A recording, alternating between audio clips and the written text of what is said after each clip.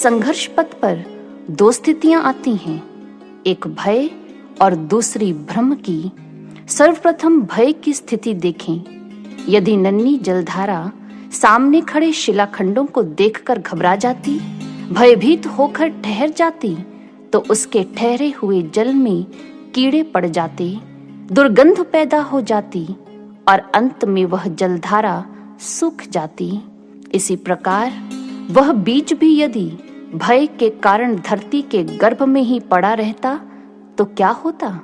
एक बार एक बीज ने यही सोचा, यहाँ मैं नरम मिट्टी में आराम कर रहा हूँ, यदि मैं विकसित होने लगा तो मेरी नाजुक जड़ें बढ़ेंगी और पत्थर से टकराकर लहूलुहान हो जाएंगी, और यदि फिर धरती से मेरी कोंपल बाहर निकलेंगी तो कहीं धूप और किसी पक्षी की चोंच का शिकार तो नहीं हो जाएंगी।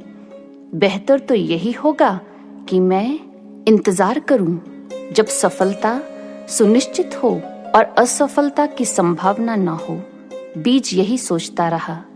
इतने में एक मुर्गी भोजन खोजती हुई वहां आई। उसने चोंच से जमीन को कुरेदा, झट अपनी चोंच खोली और बीज को निगल लिया।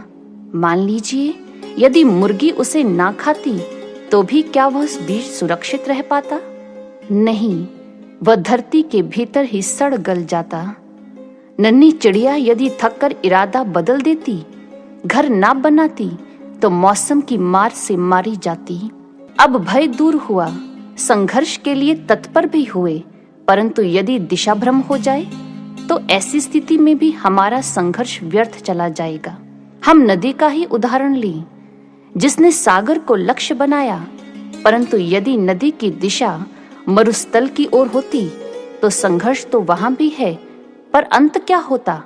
नदी लुप्त हो जाती। चिड़िया ने संघर्ष किया, वृक्ष की डाल पर घोंसला बनाया। यदि धरती पर बनाती तो संघर्ष तो वहां भी था, परंतु वहां उसका घर कब तक सुरक्षित रह पाता? कब किसी के पैरों से रौंदा जाता? कुछ पता नहीं। इसलिए जीवन में सही दिशा का ज्ञान होना भी अति आवश्यक है।